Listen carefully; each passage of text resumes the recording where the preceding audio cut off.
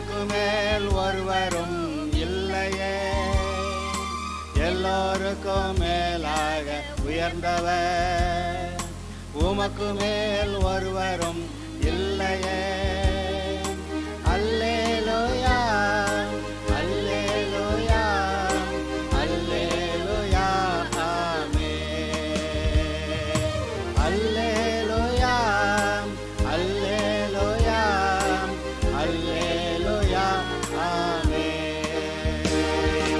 ஒருவரால் சிருஷ்டிக்கப்படாமலே தாமாக என்றென்றும் இருப்பவர், ஒருவரால் சிருஷ்டிக்கப்படாமலே தாமாக என்றென்றும் இருப்பவர்.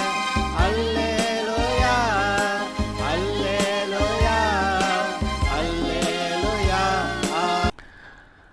கர்த்தர் நமக்கு கொடுத்திருக்கிற ஆசீர்வாதங்களை நாம் சுதந்திரித்து கொள்ளாமல் தடை செய்வதற்கு பிசாசு உபயோகப்படுத்துகிற ஒரு பெரிய ஆயுதம் அவிசுவாசம் அப்படின்னு சொன்னேன். திரும்ப சொல்கிறேன், தேவன் நமக்கு வைத்திருக்கிற ஆசீர்வாதங்களை நாம் சுதந்திரித்து கொள்ளாதபடிக்கு பிசாசு நமக்கு எதிராக பயன்படுத்துகிற ஆயுதங்களில் மிகவும் முக்கியமான ஒன்று அவிசுவாசம். விசுவாசம்னா என்ன? சூழ்நிலைகள் எவ்வளவு எதிர்மறையாக இருந்தாலும் தேவனுடைய வார்த்தையின்படி நடக்கும் என்று நம்புவது விசுவாசம். அவிசுவாசம் என்ன? கர்த்தர் சொன்ன வார்த்தையின்படியெல்லாம் நடக்கிறதுக்கு வாய்ப்பே கிடையாது, கர்த்தர் சொன்ன வார்த்தையின்படி நடக்கவே நடக்காது அப்படின்னு மனதுக்குள்ளே இருக்கக்கூடிய ஒரு எண்ணம். எல்லாம் எண்ணங்கள் தான். கர்த்தருடைய வார்த்தையின்படியே நடக்கும்னு நம்புறதும் எண்ணங்கள் தான். கர்த்தர் சொன்னபடி நடக்க வாய்ப்பே கிடையாது அப்படின்னு நினைக்கிறது எண்ணங்கள் தானே. அப்போ இந்த மனிதனுடைய மனதிலே கர்த்தர் நான் உன்னை ஆசீர்வதிப்பேங்கிறாரு, அதை கேட்டு போயிட்டால் ஆசீர்வாதம் வந்துடும். பிசாசு சொல்கிறேன், ஆனால் அதெல்லாம் ஒன்றும் நடக்காது, சும்மா சூழ்நிலையை கவனி, ஏதாவது நல்லா இருக்க வாய்ப்பு இருக்கா அப்படின்னு சொல்லி பார்த்து நம்மளை சூழ்நிலையை கவனிக்க சொல்கிறேன். நம்ம சொந்த பந்தங்கள் மனுஷர்கள்லாம் சொல்லுவாங்க, அதெல்லாம் முடியாது பேசாமல் இரு அப்படின்னு சொல்லுவாங்க. அப்போ கர்த்தருடைய வார்த்தையை நம்ப முடியாத அளவுக்கு நம்முடைய இருதயத்தில் அவிசுவாசம் நிறைந்து விடுகிறது. இன்றைக்கு ஒரு ரட்சிக்கப்படும்போது ரட்சிக்கப்படுறது ஈஸி. இவர் தான் தேவன், இயேசு தான் ரட்சகர், அவர் ஒருத்தர் தான் நம்முடைய பாவங்களுக்கு பரிகாரம் செஞ்சுருக்கிறாரு, அவரை ஏற்றுக்கிட்டால் பாவம் மன்னிப்பு உண்டாகும், பாவம் தொலையும், ரட்சிக்கப்படுவோம், தேவனுடைய பிள்ளையாகவும் பரலோகம் போவோம். இது எல்லாம் உடனே வந்துடுது.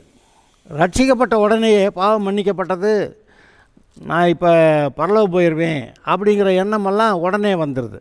ஆனால் அதுக்கு பிறகு இருக்கிற பலவீனம் நீங்கி பலசாலி ஆகிறது, வியாதி நீங்கி சுகமாகிறது, இருக்கிற பணப்பற்றாக்குறை நீங்கி கொஞ்சம் பொருளாதார ஆசீர்வாதம் வர்றது, அப்புறம் ஜனங்கள் மத்தியில் மிக தாழ்ந்த நிலைமையில் இருக்கக்கூடிய ஆளுங்க நம்மெல்லாம் மேலே ஏறி வர முடியாதுங்க அப்படின்னு நினைக்கிறாங்களே, அப்படி மேலே ஏறி வர்றது, அப்புறம் நல்ல ஒரு வெற்றியுள்ள ஒரு வாழ்க்கையை வாழ்கிறது, கர்த்தருக்கு ஆத்துமாக்கள் ஆதாயம், இதெல்லாம் ஒன்றும் நடக்காது.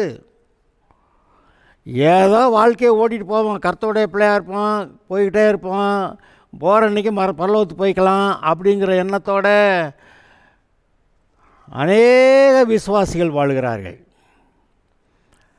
அதனால் அந்த காலங்களில் என்ன, உலகத்தில் ரொம்ப உபத்திரவம் இருக்கிறத பார்த்து சபைகளில் போதிக்கப்பட்டதும் சரி, நாங்கள் நம்பினதும் சரி, கர்த்தராய் இயேசுவை சீக்கிரமாய் வாரும், இந்த உபத்தில் தப்பிச்சுக்கலாம், நாங்கள் பரலோகத்துக்கு வந்துடுறோம், சீக்கிரமாய் வாரும், இல்லாட்டி நீங்கள் எங்களை எடுத்துக்கங்க அப்படின்னு சொல்லி ஜெபிக்கிறது ஆரம்ப கட்டங்களில் மிகவும் அதிகமாக இருந்தது.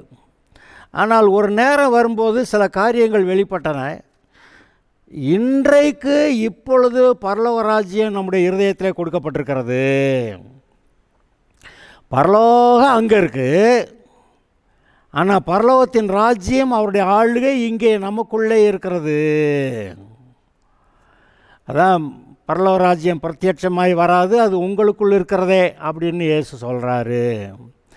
அப்போ இதை பரலோகம் அங்கே பரலோக மாதிரி இங்கே பரலோக ராஜ்யம் இங்கே எனக்குள்ள அப்படின்னு நினைக்கிறப்போ அந்த பரலோக சந்தோஷம் பரலோக ஆசீர்வாதங்களை இந்த பூமியில் இருக்கிற நாட்கள்லையே நாம் அனுபவிக்க முடியுமா அப்படின்னு நினைக்கிறப்ப, ஆஹா, ஏதோ பெரிய விஷயத்தை கோட்டை விட்டுருந்துருக்கிறோமே, இப்போ நாம் கர்த்தர் நம்மை பூமியில் வச்சுருக்கிற நாளெல்லாம் கர்த்தருக்காக வேலை செய்ய, ஒரு ஜெயமான வாழ்க்கையை வாழ, ஆத்துமாக்களை ஆதாயம் பண்ண, அப்போ அதுக்கேற்ற விதத்தில் நம்ம வாழ ஆரம்பிக்கணுங்கிறது அந்த தீர்மானத்துக்கு வர்றதுக்கு எங்களுக்கு ரொம்ப நாள் ஆயிடுச்சு. அப்போ இந்த பூமியில் பரலோக ராஜ்யம் இங்கே இருக்கிறது, இது ரொம்ப முக்கியம், கவனிங்க.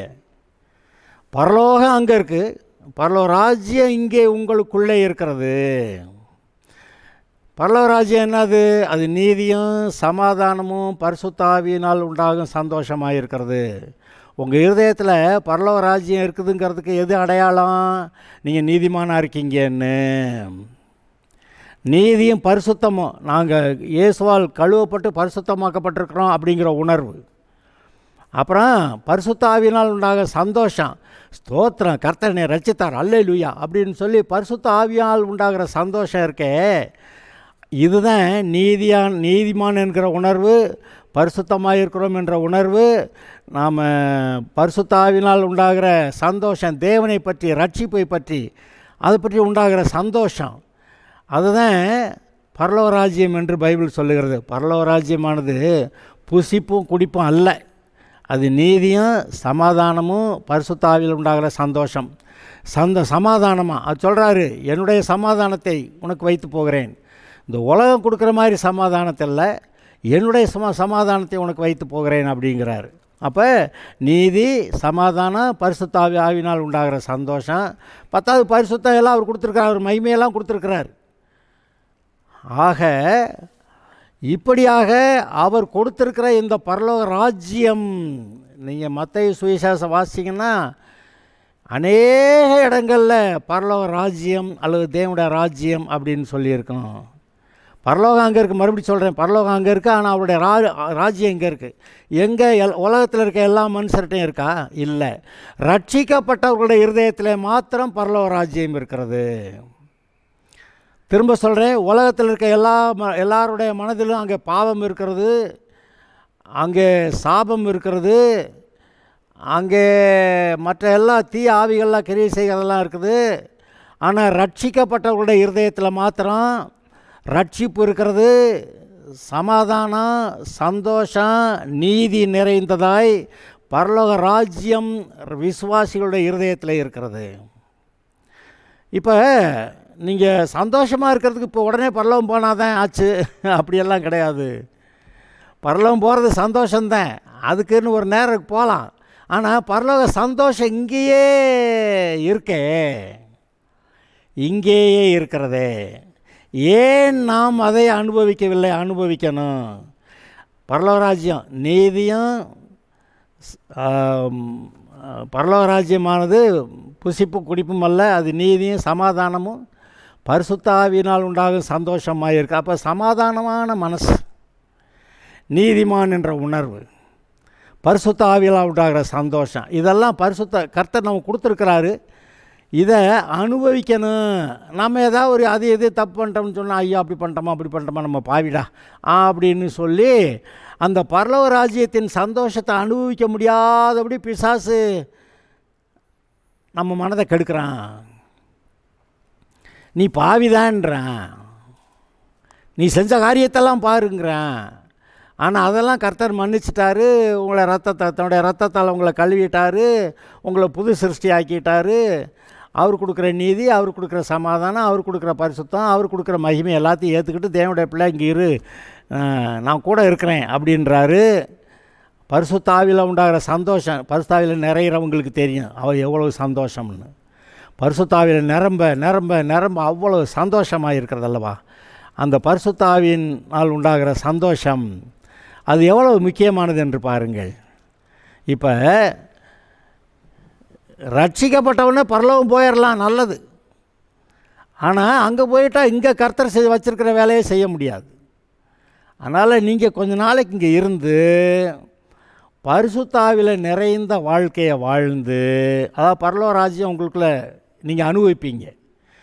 பரிசுத்த ஆவியில் நிறைந்த வாழ்க்கையை வாழ்ந்து கர்த்தர் சொல்லுகிற அவருடைய திட்டத்தின் காரியங்களை, சித்தத்தை சற்று நிறைவேற்றும்படி நீங்கள் வைக்கப்பட்டிருக்கிறீர்கள். சரி, ஆமாம், அது கரெக்டு தான், ஒத்துக்கிறேன் பாஸ்டர், கரெக்டு தான், அப்படி இருக்கு. ஆனால் என்ன பார்த்தீங்கன்னா, ரட்சிக்கப்படுறது ஈஸியாக இருந்துச்சு, ரட்சிக்கப்பட்டேன்னு நம்புறது ஈஸியாக இருந்துச்சு, பரலோகம் போயிடுவேன் நம்புறது ஈஸியாக இருந்துச்சு. ஆனால் சுகமாகிறதுக்கு நம்புறது ரொம்ப கஷ்டமாக இருக்கே. சரீரத்தில் இந்த பலவீனம் இருக்குது, இந்த வியாதி இருக்குது, வீட்டில் இந்த போராட்டம் இருக்குது, இந்த பணப்பிரச்சனை இருக்குது, வீட்டில் சண்டைகள் இருக்குது, இதெல்லாம் எப்படி போக்குறது? அதெல்லாம் வியாதி போகிற மாதிரி தெரில. ஏதோ ஆஸ்பத்திரி போய் முடிஞ்ச மட்டுக்கு எல்லாரும் மாதிரி நம்மளும் ஒரு மாத்திரையை சாப்பிட்டு இருந்தால் போதும் அப்படிங்கிற அளவில் மனநிலை வந்துருச்சே ஒழிய, அவர் இந்த பூமியில் அவர் கொடுக்குற அந்த தேவனுடைய ராஜ்யம், பரலோக ராஜ்யத்தில் நீங்கள் என்ஜாய் பண்ணி இருப்பதற்கு அவர் கொடுத்த அந்த பரிசுத்த ஆவியில் உண்டாகிற சந்தோஷம், அப்புறம் அவர் கொடுக்குற சுகம், அவருடைய தழும்புகளால் குணமானியர்கள். இல்லை பரலோகத்துக்கு போனால் சுகமாயிடலாம், பரலோகத்துக்கு போனால் தான் அங்கே வியாதி இல்லையாங்க. அப்போ சுகமாகிறது எங்கே? இங்கேயா பரலோகத்திலையா? சுகமாகிறது இங்கே. அவருடைய தழும்புகளாலே குணமானியர்கள். நம்முடைய தரித்திரத்தை அவர் சுமந்தார், நாம் ஐஸ்வர்யவான்களாகும்படி நம்முடைய தரித்திரத்தை அவர் சுமந்தார். அப்போ தரித்திரத்தை சுமந்துட்டார், வியாதியை சுமந்துட்டார். இப்போ நீங்கள் சுகமாகி அவருடைய தழும்புகளால் குணமாகி அவருடைய தரித்திரத்தினால நம்ம ஐஸ்வர்யவான்களாகி அப்படி வாழ சொன்னால் அதெல்லாம் முடியாது. சில ஆளுங்க சண்டைக்கே வந்துடுவாங்க, அது எப்படி உன்னை நீதிமான்னு சொல்கிற நீ அப்படின்னு. ஏப்பா அவர் என்னை சொன்னார் நீதிமான்னு? அதாவது நாம் எல்லாரும் கிறிஸ்துவுக்குள்ளே தேவனுடைய நீதியாகும்படிக்கு பாவமறியாத அவரை சிலுவையிலே பாவமாக்கினார். அவர் பாவமானார், அதெல்லாம் நம்புகிறாங்க. ஆனால் நம்ம நீதிமான் ஆக்கப்பட்டதை நம்ப மாட்டாங்க. உணர்வு இருந்தால் நீதிமான் மறுபடி அநீதிக்கு போக மாட்டான், அக்கிரமத்துக்கு போக மாட்டான். உணர்வு இல்லாத இருதயம் இருக்கிறதுனால தான் இந்த உலகத்தாரோட சேர்ந்து பாவமெல்லாம் செய்கிறாங்க. உணர்வுள்ள இருதயம் இருந்தால் ஒரு தப்புக்கும் இடம் கொடுக்க மாட்டாங்க. அதான் கேட்குறோம், உணர்வுள்ள இருதயம் வேணும்னு கேட்குறோம். இப்போது தேவனுடைய ராஜ்யம் என்னென்னா அவருடைய ஆளுகை. உங்களுடைய இருதயத்தில் அவருடைய சட்டத்திட்டங்களுக்கு கீழ்ப்படுகிறீங்க, அதனால் அவருடைய ஆளுகை உங்களுக்குள்ளே உண்டாகிருக்கு. அவருடைய ஆளுகை உண்டாகிருக்கும்போது அந்த நீதி, சமாதானம், பரிசுத்த ஆவியில் உண்டாகும் சந்தோஷம் எல்லாம் உங்களுக்குள்ளே இருக்கும். அதை இருக்குதுங்கிறத முதல்ல தெரியாமல் வச்சுருக்கான் பிசாசு.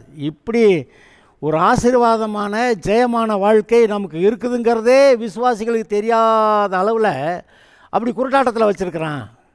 அதெல்லாம் நமக்கு முடியாதுங்க, அதெல்லாம் பெரிய ஆளுங்க, பெரிய வரம் பெற்ற ஆளுங்க, அவங்க தாங்க செய்யணும், நம்மளெல்லாம் முடியாது அப்படின்னு எல்லா விசுவாசிகளையும் போட்டு தள்ளிட்டான். பார்த்தீங்களா?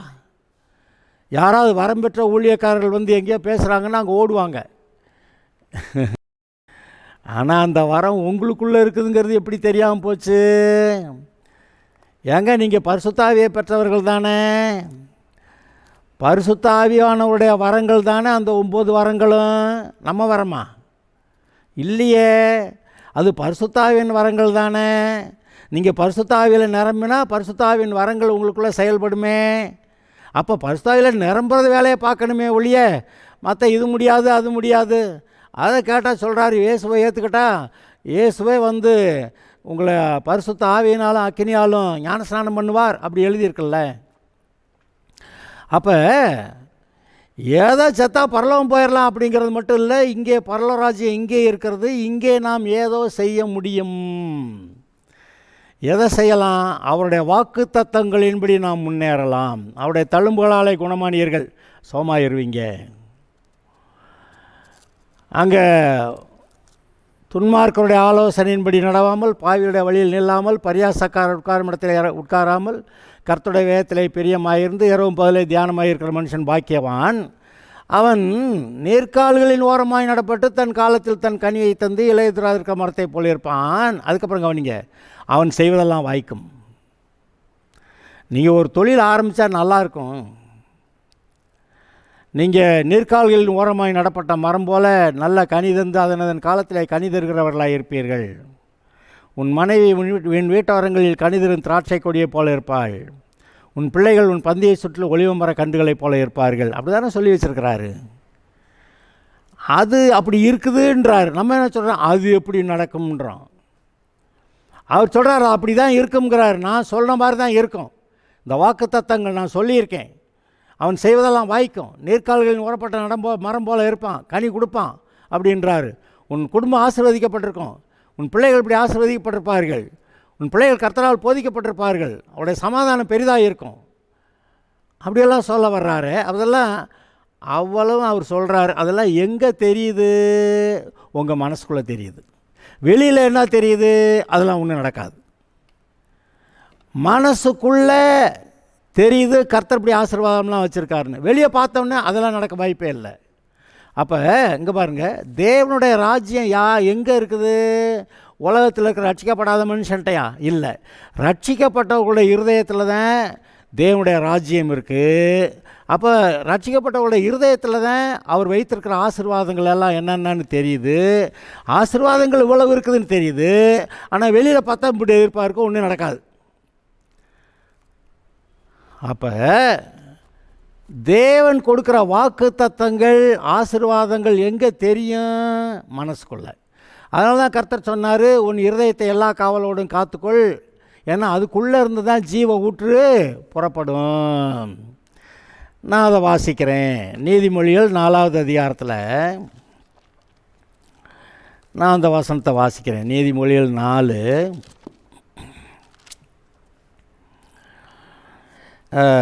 என் மகனே, என் வார்த்தைகளை கவனி, என் வசனங்களுக்கு உன் செவியை சாய். அவைகள் உன் கண்களை விட்டு பிரியாதிருப்பதாக, அவைகளை உன் இருதயத்துக்குள்ளே காத்துக்கொள்.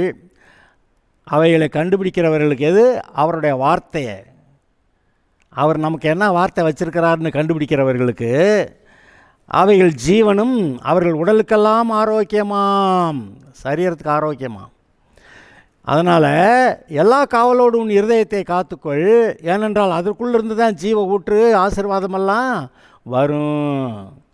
அப்போ உங்களுக்குள்ளே இருக்க பரலோக ராஜ்யத்தை நீங்கள் கரெக்டாக காத்துக்கிறது ரொம்ப முக்கியம். அந்த பரலோக ராஜ்யம் எப்படி வந்துச்சு? அவர் கொடுத்த வசனத்தினால வந்துச்சு. இயேசுவை ஏற்றுக்கிட்டீங்க, உடனே தேவனுடைய ராஜ்யம் உங்களுக்குள்ளே வந்துருச்சு.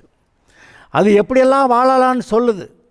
பாவம் மன்னிக்கப்பட்டதை பற்றி சொல்லுது, நீதிமான் ஆக்கப்பட்டதை பற்றி சொல்லுது, பரிசுத்தமாக்கப்பட்டதை சொல்லுது, புது சிருஷ்டி ஆக்கப்பட்டதை சொல்லுது, பழையவைகள் ஒழிந்து போயினன்னு சொல்லுது, கர்த்தர் உங்களோட கூட இருக்கிறாருன்னு சொல்லுது, உங்களுக்காக அவர் யுத்தம் பண்ணுகிறாருன்னு சொல்லுது, அவர் உங்களுக்காக வழக்காடுகிறார்னு சொல்லுது, உங்களுக்கு ஜெயம் கொடுக்குறவர்னு சொல்லுது, எல்லாத்துலேயும் அவரே உங்களுக்காக யுத்தம் பண்ணுகிறவர்னு சொல்லுது, உங்களுக்காக நீங்கள் யுத்தம் பண்ண உங்களை பழக்க வைக்கிறவர்னு சொல்லுது, ஜெயமான வாழ்க்கை தரேன். இதெல்லாம் உங்கள் இருதயத்துக்குள்ளே தான் தெரியுது. அடுத்தவங்க இருதயத்துக்குள்ளே தெரியுது. பாஸ்ட்டு நான் சொல்லுவேன், இதெல்லாம் எனக்கு இருக்குது அதனால் உங்களுக்கு இருக்குது அப்படின்னு சொல்லுவேன் நான்.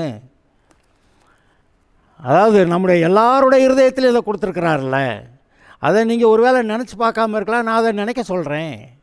அதை நினைங்க, அதை கவனிங்க. இங்கே சொல்லல, என் வார்த்தை கவனி, என் வசனங்களுக்கு உன் செவியை சாய். அப்படி சொல்கிறேன். இப்போ நாங்கள் நின்றுக்கிட்டு இப்போ இந்த வசனங்களை கவனிங்க, அவருடைய வசனத்துக்கு செவியை சாயிங்க. நீங்கள் எல்லாம் இதை பெற்றுக்கொள்ளணும், வாழணும். இதை உள்ள இந்த வசனத்தை, ஆசீர்வாதமான வசனத்தை உள்ளே வச்சா அது வளர்ந்து கனி கொடுத்துரும். சுகத்துக்கான வசனத்தை வச்சா வளர்ந்து சுகத்தை கொடுத்துரும் உங்கள் சரீரத்தில். சமாதான வசனத்தை வச்சா சமாதானத்தை உங்களுக்கு கொடுத்துரும். சந்தோஷத்துக்கான வசனத்தை வச்சா சந்தோஷத்தை கொடுத்துரும். அதாவது பாவ மன்னிப்பு, மற்றவங்கள்ட்ட பொறுமையாக இருக்கிறது, அவங்களுக்கு நன்மை செய்கிறது, அதெல்லாம் மனசில் வச்சிங்கன்னா நீங்களாம் செஞ்சு முடிச்சிருவீங்க. கர்த்தர் உங்களோட கூட பராக்கிரமசாலியாக உங்களோட கூட இருக்கிறாரு. உனக்கு விரோதமாக எழும்பி நிற்கிற எந்த ஒரு மனுஷனும் பூமியில் கிடையாது அப்படி சொல்கிறாரு. உன்னுடைய ஜீவனுள்ள நாளெல்லாம் ஒருவனாகிலும் உனக்கு முன்பாக எதிர்த்து நிற்பதில்லை அப்படி தான் சொல்கிறாரு. சத்துருக்கள் உனக்கு ஒரு வழியாய் வந்து 7 வழியாய் ஓடி போவார்கள்ங்கிறார். கர்த்தருடைய நாமம் உனக்கு தரிக்கப்பட்டதை கண்டு பூமியின் ஜனங்கள் பயப்படுவார்கள்ங்கிறார். நீ வாளாகாமல் தலையாவே, நீ கீழாகாமல் மேலாவேம்பார்.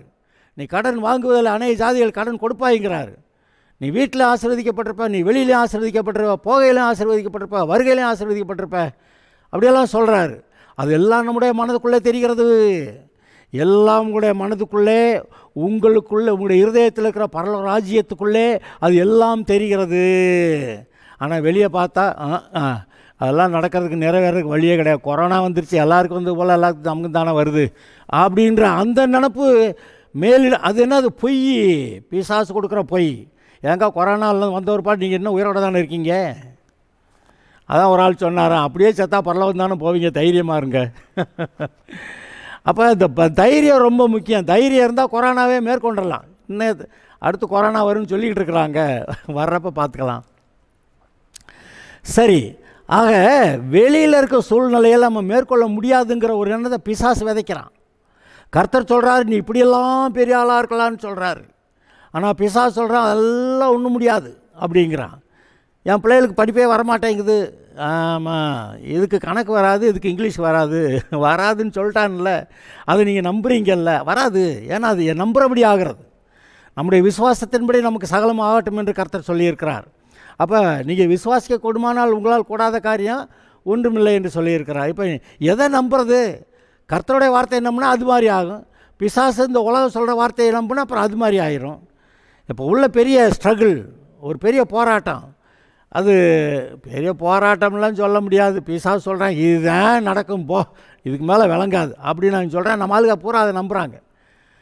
ஆனால் நீங்கள் உங்களுடைய வாழ்க்கையை கர்த்தருக்கு நீங்கள் அர்ப்பணித்தால், கர்த்தருடைய ஆளுகைக்கு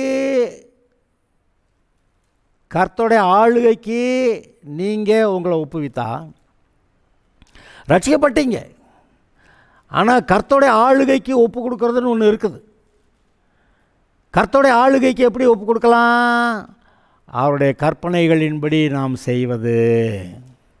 என்னிடத்தில் அன்பாக இருக்கிறவன் என் கற்பனைகளை கை கொள்ளுவான்கிறார். அப்போ நம்ம எவ்வளவு அன்பாக இருக்கோம் இல்லைங்கிறத நம்ம அவருடைய கற்பனைகளை கை கொள்கிறோமா இல்லைங்கிறதுல விடிஞ்சிடும். இடத்துல அன்பாக இருக்கிறவன் என் கற்பனைகளை கை கொள்வான் அப்படிங்கிறாரு. அப்போ அவருடைய கற்பனைகளை கை கொள்ள போனால் அது ரொம்ப தடையாக இருக்குது. வீட்டார் சொல்கிறாங்க, நம்ம வீட்டு ஊர் வழக்கத்தின்படி இப்படி தான் கல்யாணம் நடக்கணும். அங்கே போட்டாங்களா ஆயுதத்தை. அப்போ வீட்டில் எதிர்ப்பு. நம்ம பைபிளில் சொல்லியிருக்கிற மாதிரி கர்த்தர் சொல்கிற மாதிரி அங்கே இல்லை. அப்போ அது நடக்குமா நடக்காதா, முடியுமா முடியாதான்னு எல்லாம் கணக்கு போட்டு கடைசிக்கு நிறைய பேர் அது முடியாது. அப்போ அவங்க சொல்கிற மாதிரி நல்ல நேரம் பார்த்து, நல்ல நாள் பார்த்து, அந்த நாளில் கல்யாணம், முகூர்த்த நாளில் கல்யாணம் வச்சு நம்ம ஓட்டிக்கலாம் அப்படின்னு எவ்வளோ விசுவாசிகள், எவ்வளோ பேர் அந்த முகூர்த்த நாளில் அந்த நல்ல நேரம் பார்த்து கல்யாணத்தை நடத்துகிறாங்கன்னு பார்க்குறப்ப இதில் நான் குற்றம் சொல்ல வரல. ஆனால் எந்த அளவுக்கு ஒரு இந்த உலக நம்பிக்கை நம்முடைய இருதயத்தில் இடம் பிடிச்சிருக்குதுங்கிறத பாருங்கள். நமக்கு வசதியான நேரம் நல்ல நேரம், நமக்கு வசதி படாத நேரம் நல்ல நேரம் இல்லை. இப்போது ஆண்டுக்கு கல்யாண மண்டபமெல்லாம் முகூர்த்த நாளில் தான் க்ரௌடடாக இருக்கும். மற்ற நாளில் போங்க, காத்தாடி கிடக்கும். நீங்கள் பேரம் கூட பேசலாம், இந்த இவ்வளவு தான் காசு கொடுப்பேன்னு சொல்லலாம். அதுவும் செவ்வாய்க்கிழமையா ஒன்றும் எடுக்க மாட்டேன். அப்போ செவ்வாய்க்கிழமையில் வச்சுக்கிட்டாக்க சரி, நமக்கு இன்னும் கொஞ்சம் சீப்பாக பேசி எடுக்கலாம். ஆனால் அதை விட்டு அந்த முகூர்த்த நாளில் தான் எடுக்கணும். அந்த முகூர்த்த நாளில் அந்த முகூர்த்த நேரத்தில் தான் கல்யாணம் நடத்தணும்னு யார் விசுவாசிங்க? ஏன்னாக்கா உலக எண்ணங்கள் அவங்க இருதயத்தில் நிறைஞ்சிருச்சு. அது அப்படி செஞ்சால் தான் நல்லா இருக்கும். அதாவது பிசாசு கொடுக்குற அந்த ஐடியா அப்படி செஞ்சால் தான் நல்லா இருக்கும்னு அவங்க அது ஒத்து போயிடுறாங்க. அப்போ எந்த அளவுக்கு அவங்களுக்குள்ள விசுவாசம் இருக்கோ அந்த அளவுக்கு தான் அவங்களோட வாழ்க்கையில் நல்லா இருக்குது. இப்போ இந்த அவிசுவாசத்தை எதிர்க்கன்னு பார்த்தீங்களா? நீங்கள் தேவனுடைய வழியில் வாழணும்னா, ரட்சிக்கப்பட்ட இயேசுவை ஏற்றுக்கிட்டீங்க, ரட்சிக்கப்பட்டீங்க. ஆனால் தேவனுடைய சித்தத்தின்படி வாழணுமானா, இப்போ இந்த அவிசுவாசங்கிறது என்னது? பிசாசு நம்முடைய இருதயத்தில் விதைச்சிருக்கிற எண்ணங்கள். அப்படி இருந்தால் தான் பிழைக்க முடியும், இப்படி இருந்தால் தான் பிழைக்க முடியும் அப்படின்னு சொல்லி எல்லாம் நம்முடைய இருதயத்தில், இந்த உலகமே நம்முடைய இருதயத்தை நிரப்பியிருக்கு. இப்போ என்ன செய்யணும்? இந்த உலகத்தில் இந்த நம்முடைய இருதயத்தில் பிசாசு விதைச்சி வச்ச, நம்முடைய இருதயத்தை கண்ட குப்பையினால் நிறச்சி வச்சுருக்கிற இந்த பிசாசுடைய எண்ணங்களை, இந்த உலக எண்ணங்களை எல்லாத்தையும் பிடுங்கி வெளியே எடுத்துட்டு உங்களுடைய இருதயத்திலே கர்த்தருடைய வாக்குத்தத்தங்களை வைக்க வேண்டும். உங்களுடைய வாழ்நாளெல்லாம் உங்களுக்கு தேவையாக இருக்கிற காரியங்களை சந்திக்க தேவன் இந்த வார்த்தைகளை மட்டும்தான் கொடுத்தார், வாக்குத்தத்த வசனங்களை மட்டும்தான் கொடுத்தார். அந்த வாக்குத்தத்தங்களை விசுவாசித்தா அதுபடி நடந்துடும். அது ஆவிக்குரிய சட்டம். அப்போ அந்த வார்த்தையின்படி விசுவாசித்தா நடந்துடும். நீங்கள் அதன்படி அவருடைய தழும்புகளால் குணமானேன், நான் என்னை அவருடைய ஆளுகைக்கு ஒப்பு கொடுத்துருக்கிறேன், அவருடைய சட்டத்திட்டங்களுக்கு என்னை ஒப்பு கொடுத்துருக்கிறேன், அவருடைய ஆளுகைக்கு என்னை ஒப்பு கொடுத்துருக்கிறேன், அவருடைய ஆவியானவர் என்னை ஆளுகிறார், கர்த்தருடைய வல்லமை என் மேல் இருக்கிறது, பரிசுத்த ஆவியானவர் என் மேல் இறங்குகிறார், அவருடைய வல்லமை என் மேல் இறங்குகிறது. அவர் பிசாசுடைய நோகங்களை முறிக்கிறார், பிசாசின் கட்டுகளை அறுக்கிறார், இந்த வியாதி என்ற பிசாசின் கட்டை கர்த்தர் அறுக்கிறார், இந்த வியாதி பலவீனம் என்கிற அந்த சாபத்தை முறித்து போடுகிறார் என்று நீங்கள் உங்களை ஒப்புவித்து கர்த்தருடைய சமூகத்தில் கர்த்தருடைய அபிஷேகம், ஆசீர்வாதம், பிரசன்னம், அவருடைய வல்லமை என் மேலே இருக்குது, இந்த வியாதி மறையுது. கர்த்தருடைய வீட்டில், கர்த்தருடைய பிரசன்னத்தில், கர்த்தருடைய ராஜ்யத்தில் பிசாசுக்கு வியாதிக்கு என்னங்க கேடம்? அங்கே உங்களுடைய தேவனுடைய ராஜ்யம் உங்கள் இருதயத்தில் கர்த்தருடைய ஆலயமாக இருக்குது. இந்த ஆலயத்தில் வியாதிக்கு ஏது இடம், பிசாசுக்கு ஏது இடம்? கர்த்தருடைய ஆளுகையில் நீங்கள் இருக்கீங்களா? கர்த்தருடைய ஆளுகையில் நீங்கள் இருக்கீங்க, கர்த்தருடைய ஆளுகையில் இருக்கீங்க. அவர் இருக்கிறாரு, அவருடைய வசனத்தின்படி நடக்கிறீங்க, பரிசுத்த ஆவியானவர் இருக்கிறாரு, அவருடைய வல்லமை இறங்கி இருக்குது, அவருடைய பிரசன்னத்தில், அவருடைய ராஜ்யத்தில் வியாதிக்கு இடமில்லை. அதை நீங்கள் நினச்சி பார்த்து உங்களுக்குள்ள வியாதிக்கு இடமில்லை, பிசாசுக்கு இடமில்லை. கர்த்தருடைய ராஜ்யம், அவருடைய சித்தம் நிறைவேறட்டும்.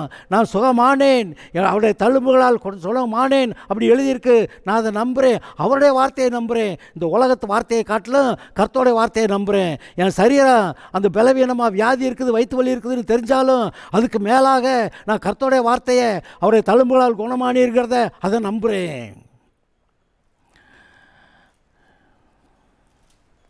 ஆபிரகாம் விசுவாசிக்க ஏதுவில்லாதிருந்து விசுவாசிச்சானான்.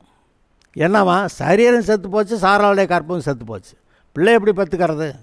ஆனால் கர்த்தர் சொல்லிட்டாரு, உனக்கு ஒரு குமாரனை கொடுப்பேன், அந்த தேசத்தெல்லாம் கொடுப்பேன், அப்புறம் அவனோட உடன்படிக்கை பண்ணுவேன், அவன் மூலமாக ஒரு சந்ததி இயேசுவை வர பண்ணுவேன், அவர் மூலமாக பூமி எங்கும், உன் மூலமாய் அது பூமி எங்கும் இருக்க மக்கள் ஆசீர்வதிக்கப்படுவார்கள் எப்படி சொல்லிட்டாரு.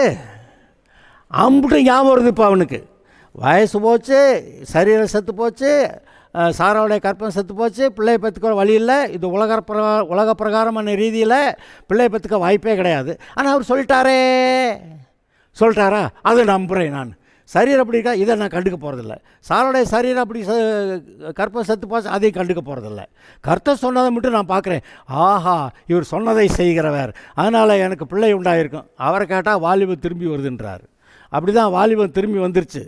ஆபிரகாம் சாராள் 2 பேருக்கும் வாலிபம் திரும்பி வந்துருச்சு. அந்த அமலேக்கியர்கள் அவங்க அந்த பெலிஸ்தர்கள் அவங்க இவ்வளோ அழகாக இருக்காளா, அவளை பிடிச்சிட்டு வா அப்படின்னு சொல்லிட்டாங்க. யார்? சாராளை. கிழவியாக இருந்து அப்புறம் வாலிபம் அதுக்கப்புறம் அந்த அழகை பார்த்து அந்த பெலிஸ்தருடைய ராஜா போய் அவளை பிடிச்சிட்டு வான்ட்டான். அப்போ எவ்வளோ அழகாக இருந்திருப்பா? கிழவியாக இருந்தப்போ எப்படி இருந்திருப்பா?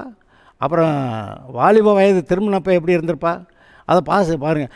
உங்களுக்கு நான் இப்போ சொல்கிறேன், இதை கேட்டுக்கொண்டு இருக்கிற உங்களுக்கு, நீங்கள் இதை விசுவாசிக்க கூடுமானால் உங்களுடைய சரீரம், பலவீனம், வியாதி, பயங்கரம் இதெல்லாம் தூக்கி போட்டுட்டு கர்த்தருடைய வார்த்தையை நம்புகிறேன், அவருடைய அதிகாரத்துக்கு இடம் கொடுக்கிறேன், அவருடைய ஆளுகைக்கு என்னை ஒப்புவிக்கிறேன், அவருடைய ஆளுகையில் வியாதிக்கு இடமில்லை, பிசாசுக்கு இடமில்லை, கர்த்தருடைய ஆளுகை, கர்த்தருடைய சித்தம், சுகம், பலன், சாட்சி எல்லாம் உண்டாகிறது என்று நான் ஒத்துக்கொள்ளுகிறேன், அதை ஏற்றுக்கொள்ளுகிறேன்.